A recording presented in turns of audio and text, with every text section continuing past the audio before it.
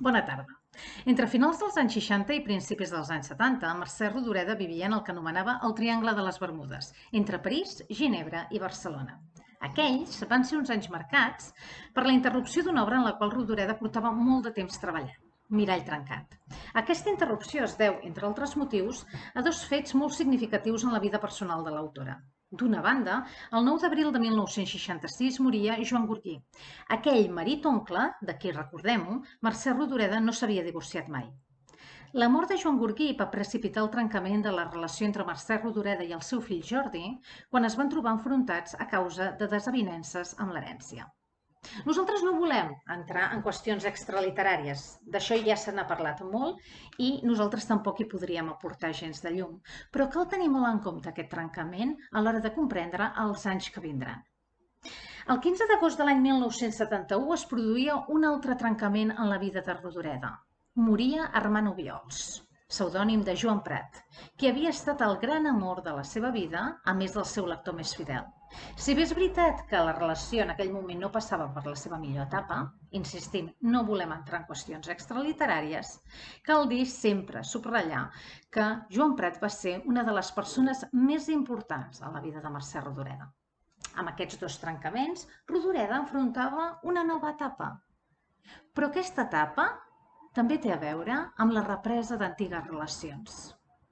Situada en el Triangle de les Bermudes, Mercè Rodoreda rep consell del metge. Senyora Rodoreda, vostè el que necessita és anar a la muntanya. Però no, el seu metge no s'estava referint a muntanyes com les que trobem a la Mort i la Primavera, escarpades, perilloses. No, el que ell li recomanava era un espai bucòlic, en pau, que li donés energia a ella, que passava per greus problemes de salut des de feia molt de temps.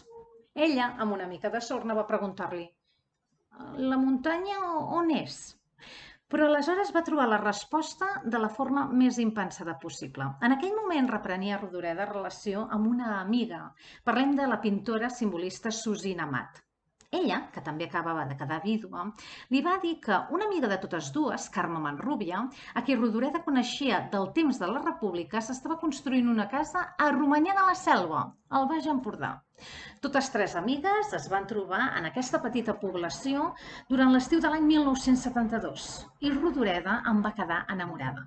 Tant és així que aquest és el lloc on passaria els darrers anys de la seva vida, on acabaria l'escriptura de Mirall trencat, on construiria el jardí de tots els jardins, al voltant de la casa que s'estava construint Carme Manrubia, anomenada El Senyal, i on escriuria les dues darreres obres. Parlem de Quanta guerra, novel·la de l'any 1980, i per tant, que aquest any fa 40 anys, on Rodoreda presenta un personatge que és de fet el seu alter ego i un dels millors antiherois de la literatura catalana del segle XX. Parlem d'Adrià Guinart.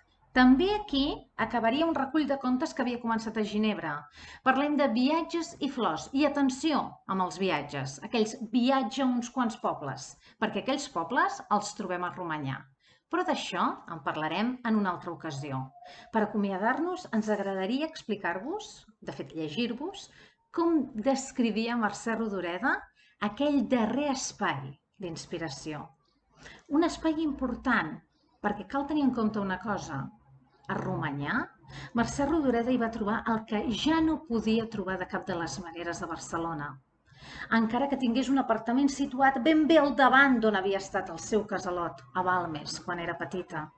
Barcelona havia canviat molt. I tot el que hi buscava, tot el que necessitava per viure i escriure, només ho podia trobar al Baix Empordà. El Baix Empordà que defineix de la següent manera.